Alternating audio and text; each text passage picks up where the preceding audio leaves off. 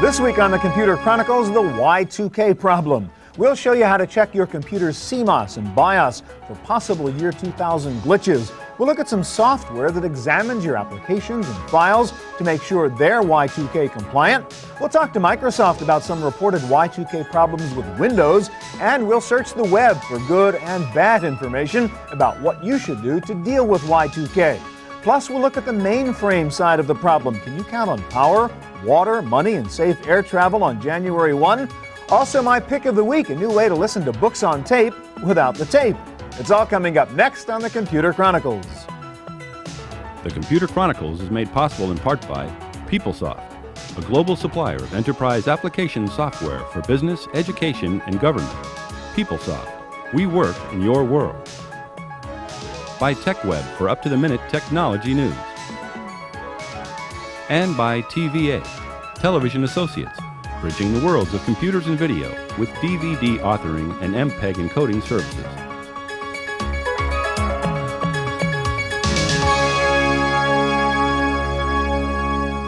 Hi, and welcome to the Computer Chronicles. I'm Stuart Chaffee. Y2K, we've been hearing about this computer problem for a long time now. The question is, how serious is it, and what, if anything, can you do about it? If you don't think this is a serious problem, let me show you Exhibit A. There is a rather large global company called Shell Oil, and you would think they have the computer resources to deal with the Y2K problem. Let me show you the credit card that Shell Oil recently sent me. It says right here, as you can see, valid till the year 1000. Whoops. Well, if Shell Oil can't figure out how to solve this problem, my guess is there are other serious problems lurking out there come January 1, 2000. On this program, we're going to focus primarily on how the Y2K problem can affect your personal computer. And there are several levels of the problem. We'll deal with all of them. Hardware problems in the form of the CMOS chips and the BIOS in your computer's motherboard, your operating system, your software applications, and your files. And we'll start with the hardware issues. And Mike, I guess that's your territory here. You've pulled a motherboard out of a PC here, and why don't you explain to us what the hardware side of the problem is? Well, basically your date originates from your CMOS chip inside your motherboard. Okay, so that's a CMOS chip, and that's being run by this battery, and that always is remembering what the date is. Yes, and that is where your 19 is embedded that you've heard so much about that causes the Y2K. Got it, and then what about the BIOS? All right, the BIOS at boot up time calls the CMOS for its date and time. Okay, so the BIOS chip is over here. Correct. It says, hey, what's the date? And if this guy gives it the wrong information, everything goes to hell after that. Correct. Passes it straight to the operating system, therefore you'll have an invalid date when you reboot January 1st. Now, given it's a hardware problem, can we still fix it and deal with it in software? Yes. What we do is actually, with PC Fix 2000, we're intercepting that date exchange between the CMOS and BIOS, correcting and adjusting any dates that need to be there, writing them back to the chips and handshaking it off. All right, so I can load some software on my computer that will check and say, hey, CMOS, if you're wrong, I'm going to fix it before you spread that date to the rest of my computer. Correct. How do I know if I have a problem? Can I use your software to test it and see if my CMOS is delivering the wrong date? Yes, we have a package called EasyCheck 2000 that will actually check all sorts of dates. All right, can we do that? I mean, I guess what we're going to do is simulate New Year's Eve 1999 and 2000? Right. What we'll do is simulate a boot process in your PC. And what we'll do is take a look at the CMOS clock and the BIOS clock and what it's reading as we speak. Now, we'll simulate the boot by setting it to 12/31/99, just a few seconds before So midnight. it's New Year's Eve, December 31st. That ball is coming down in Times Square. And what will your computer do? Okay. So here we go. We All set right, a couple the date, seconds to go. 2, 1. Whoops. And our CMOS clock went to 1900. Now the BIOS somehow still said 2000. Correct. On most post-96 machines, the BIOS is correcting for the 1900 in the CMOS. But we could still have a problem if an application is directly accessing Correct. the CMOS There are chip. applications that do that, and there's Windows NT operating system does that as well. So my computer, or many apps on my computer, are now going to think it's 1900, which is wrong, so things will get screwed up. How do I fix it with the software? Actually, at each boot up, we will execute PC Fix at boot up time, apply our algorithm, retrieve the date. And now the CMOS says 2000. And correct. All right, so you've got a kind of memory resident piece of software that's constantly going in there correcting that problem. No, it does not remain in memory. It doesn't? Doesn't take up any resources, doesn't conflict with any software. But somehow it just permanently fixes that problem? It does its job at boot up time, then goes away. Yeah. Let me ask this now. Why should I care that my CMOS clock is wrong? Is that really going to have any consequences to me as I'm doing my work on my PC, other than the fact that the computer thinks it's the wrong date? If you're using any calendar software or date and time sensitive software, you could very well boot up January 1st, 2000, and every appointment you've ever had could You're 100 years late for that appointment, it's going to tell me.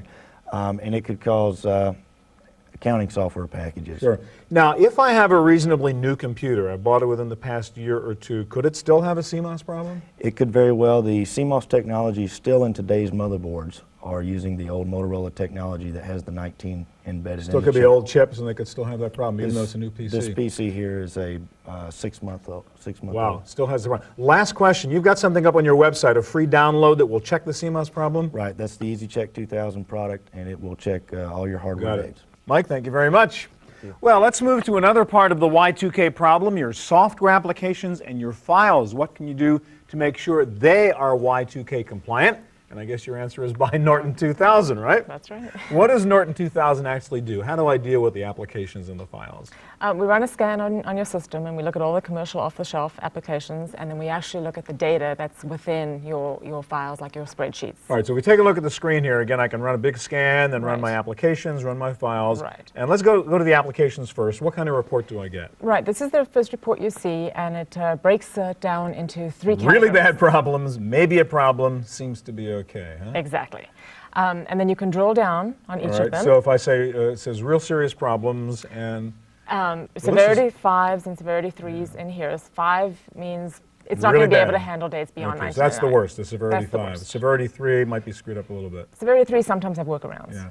Well, this is like big deal. CC Mail, Excel, plus PowerPoint, Windows, Exactly. right? So I have some problems here. What do I do next now that I know I have those problems? Well, if you drill down further, we explain the issue, provide a direct link to the vendor's website, because sometimes they'll have a patch or an upgrade, something like that.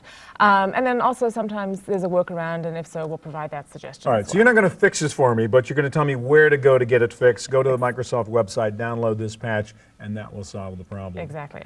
All right, now what do I do about particular files? All right, I know Excel's no good, but does that mean all my spreadsheets are screwed up? No, not necessarily. Again, it depends on the compliancy of the application And itself. how I entered the date And information. how you entered the Yeah. date. All right, so what is this? So here is the scan that we've run on the data.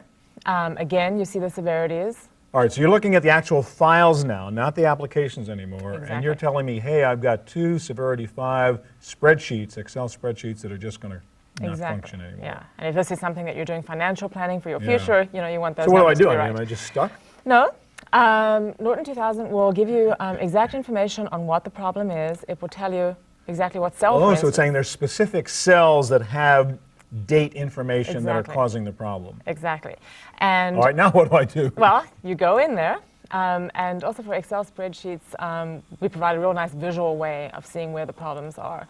So I'll show you an example of that. Here we go. Okay, so you color code the bad cells. Exactly, and annotate. So the yellows are a 3, and the pinks are a 4, and the reds are a 5. So the reds are the severity 5 ones, et cetera, et cetera. Exactly. Now I've got a lot of bad cells. Obviously, they're all date things. You're right. Now, why would some dates be red and some would be yellow? They're all dates. Well, because this one, as you see, it's listed as a 2-digit year, but in this case, it's actually been read correctly. It's being read Okay. as 1988. But it might be included in But the formula you'll be- somewhere else. Exactly. Okay. So this one is wrong, and then this one in the red is relating back to that cell right there. That's Yeah. wrong. Now, what do I do now? I mean, am I just stuck to just say don't use the spreadsheet, or can I go in and correct that You problem? can go in, change it into a 4-digit date, fix the formula if there is a formula. Okay, so the problem might have been mine. I was careless like Exactly. everybody else, and I used a 2-digit year. Just make it a 4-digit year, and that could solve We've the all been problem. programmed to enter 4-digit years. Yeah.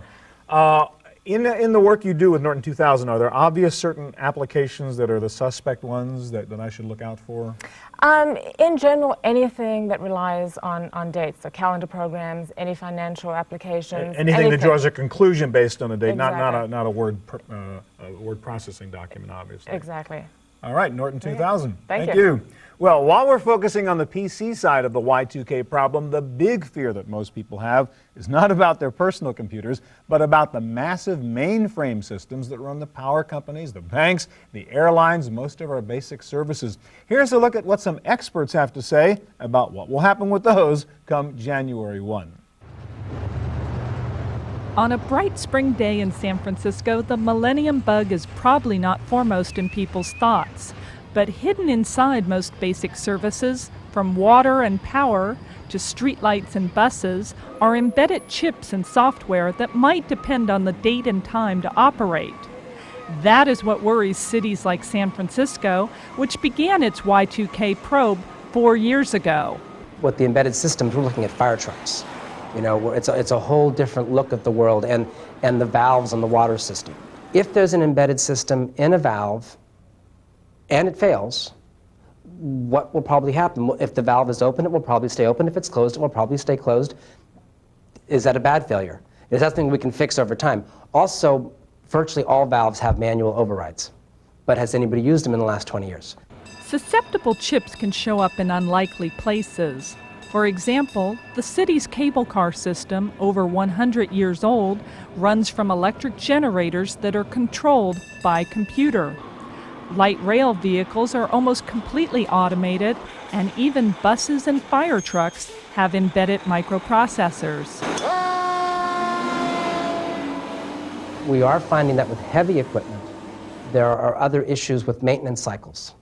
And there are pre-built maintenance cycles for things, for example, like water pumps and the ladders that go up and the engine. And some of those systems on some fire trucks, if they're not serviced, don't work. The Wells Fargo Bank approached Y2K in a different way, by building a parallel banking system and then advancing the dates.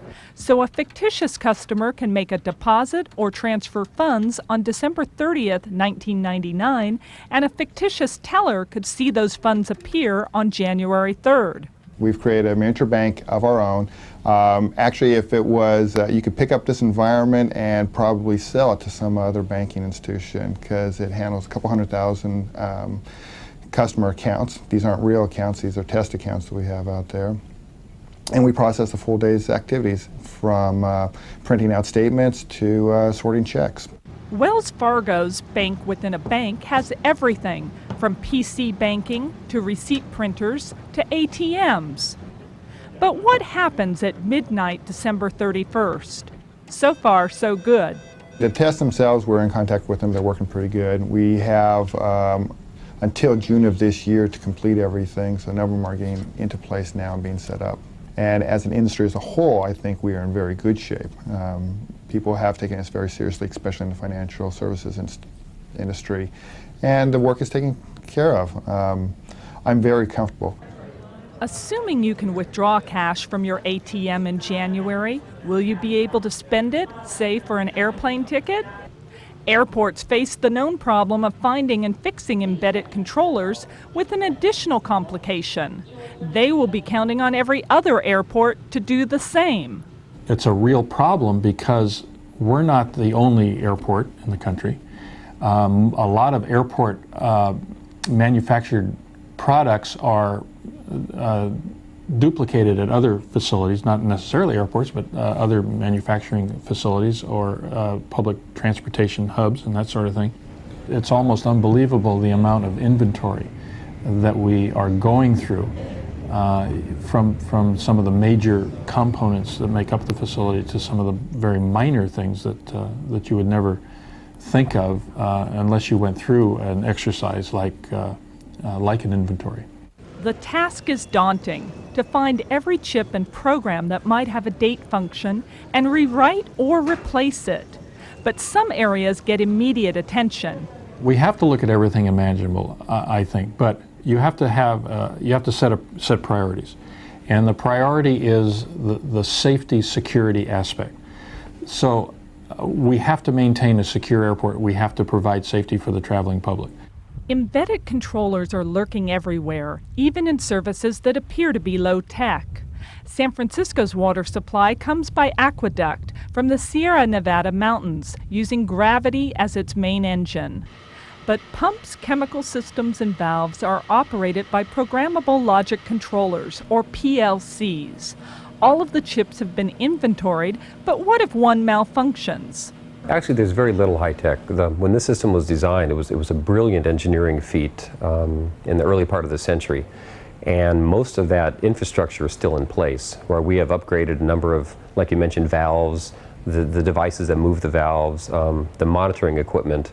Valves are either open or closed, and these types of valves don't close automatically if there's an electronic failure or a power failure.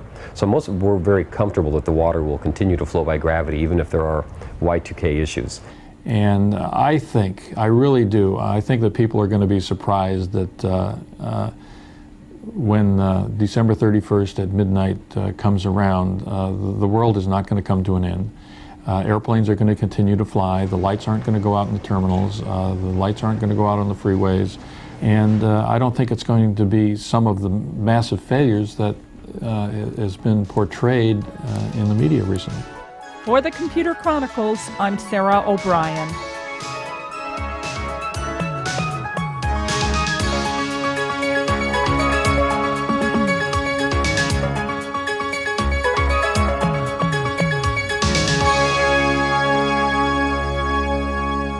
Well, the one issue we haven't dealt with yet in the Y2K problem is what about your computer's operating system? And of course, in most cases, that means is Windows Y2K compliant, so let's find out. Don, when we did that little scan before with the lady showing us Norton 2000, popped up Windows 98 as a Severity 3 problem. People have heard about this. What are the issues in Win 98?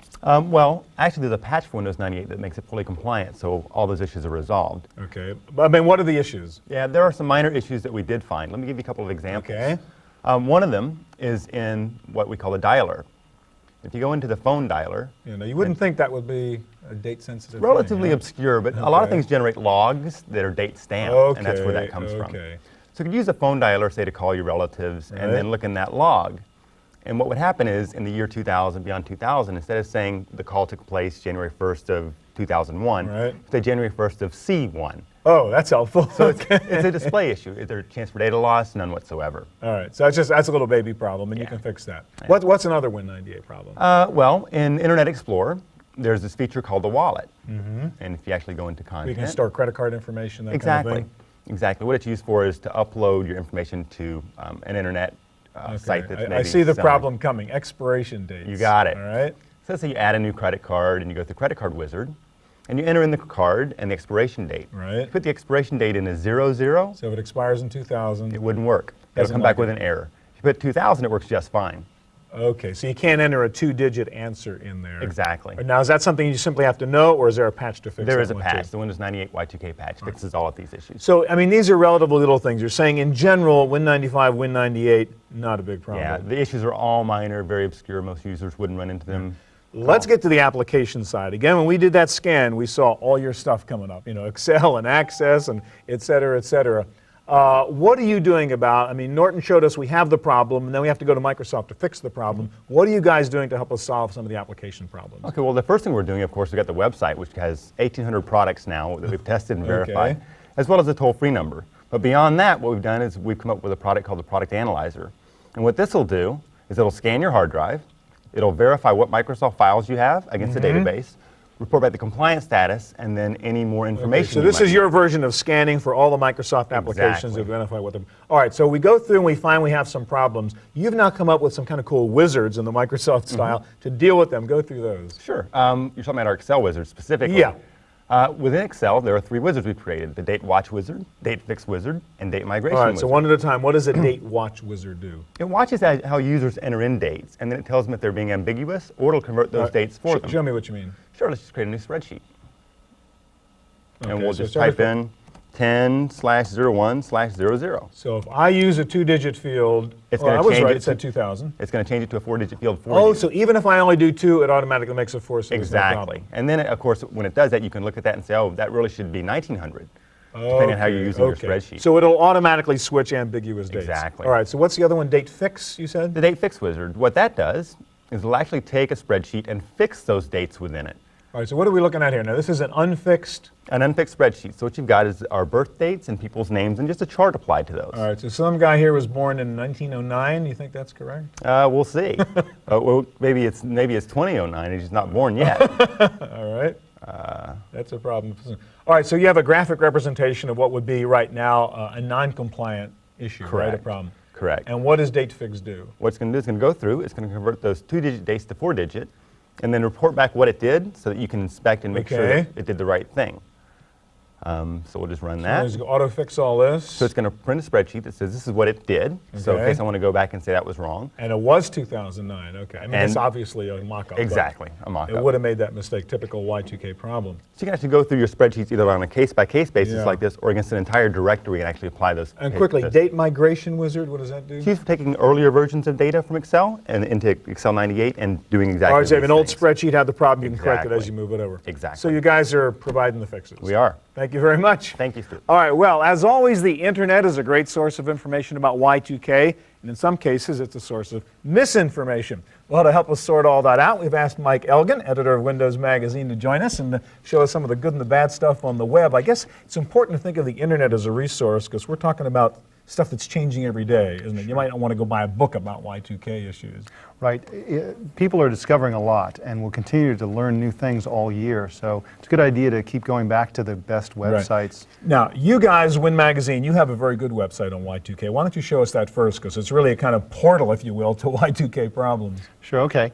Our main Y2K page is what we call Y2K Watch. Okay. And it's primarily a bunch of links which we think are the best links for people concerned about the PC aspect of the Y2K problem, both on the hardware and software side. All right, so what kind of links, for example? Where would you send us? Well, first of all, we've got our Y2K discussion forum. This is where people who are knowledgeable can get together trade with people who information are about looking what for information. problems they found, et cetera. Exactly. It's a discussion area. This is brand new, and this will get more and more rich information in Okay. there as we go on. Another thing that I emphasize, I want everybody to read this article. It's by Fred Langa. It's the single best article about finding and fixing Y2K problems Okay. with a personal computer, with you and your own computer.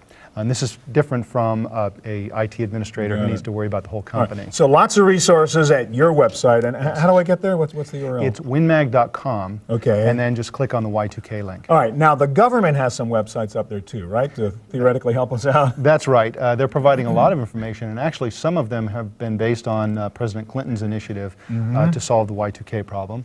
And so this is the presidential Y2K conversion site. And there's a lot of information. These links go into all kinds of private It's and sort of public- business-oriented kind of stuff? That's right, basically? especially for business owners. People worried People about doing business with the government and so That's on. right, legal issues, Okay. some of the heavier stuff. How about from the consumer point of view? The government has a consumer-based Y2K site that's full of lots of information, and will answer just about any question that that people have from different departments. Should I be of the worried about government. Social Security? Should I be worried about this and that? Exactly, insurance and on and on. All right, now there's another site I know you really like, another independent site. It was Y2000, is it? Yes, it's Peter DeJager's site. Now, Peter was the original Y2K guy who was out there Right, telling everybody. right. And this site's been up for years, and he's built this huge database of information, and he's attracted all the experts. So this is an excellent site. Year2000.com. That's a good one. URL. Now, what about all these people who are saying the world's going to come to an end, the planes won't fly, the power won't work, the ATMs won't work? There are sites up there that are just spreading all kinds of horror stories. I mean, right. Where do you go if that's sort of your perspective on this? Well, there's a good site that I want to show you here. Now, this is a relatively mild site called the Cassandra Project. Okay. Now, this is for practical information on how to survive any sort of power outages and so on. What happens if the ATM doesn't work, right? Exactly. The water And stops Make flowing. sure you have water, make sure you have heat, and so on. There's also some constructive information about community projects to make sure the neighborhood is working So this together is on this. CassandraProject.org. That's right. Now there's of course, some other sites that are There's some pretty doomsdayers. wild things out right, there, they yeah. get a gun and some water, move to Montana, and hide in a hole somewhere. I think that view, by the way, is unnecessary. I don't think that's. But this is sort of general preparation just in case bad things happen. Exactly. Now, you said, Mike, I want to ask you, I always put you on the spot because you spend all your time with this stuff. What is your view? I mean, I know people who say, I'm going to the hills with a gun. Sure. Other people say, I'm getting on a plane January 1, doesn't bother me. What do you think? Well, I think there are likely going to be some problems. There are going to be smaller problems. Hospitals are going to have to deal with some specific issues. Planes are not going to drop out of the sky. This is not going to happen. There may be delays.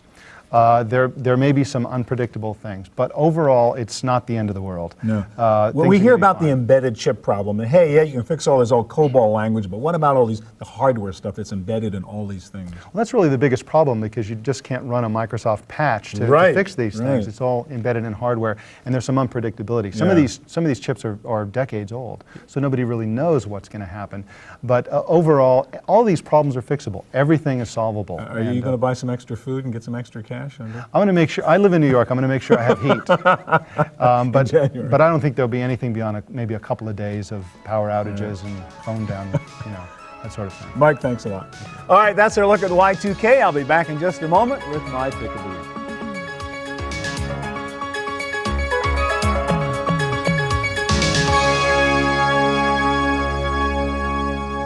Before I get to my pick of the week, I did want to mention one other Y2K program which is very good, but which we didn't have time to cover during the show. This is it. It's called IntelliFix 2000. It's a terrific all-in-one solution that solves hardware and software problems. If you're running a business on your PC and Y2K is really important to you, you might want to check out IntelliFix 2000. Cost is only $79. Now for my pick of the week. One of the hot new uses of the internet is for listening to audio. Sites like broadcast.com, where you can listen to radio stations, and sites like MP3, where you can listen to and download CD quality music. But one of the fastest growing uses of audio in general is books on tape. And there is a website and an audio player designed specifically for spoken word audio. This is the player right here. It's called the Audible. It's a solid state audio player. You can listen to this using headphones that come with it. You can use the included stereo cassette adapter if you want to listen in your car radio. To download an audiobook, you log on to the audible.com website. You can select from thousands of available books, and the cost for the books is about half the price you would pay for the cassette version of the same book on tape. I've downloaded the John Grisham novel Testament, so let me plug this in and you can hear what it sounds like.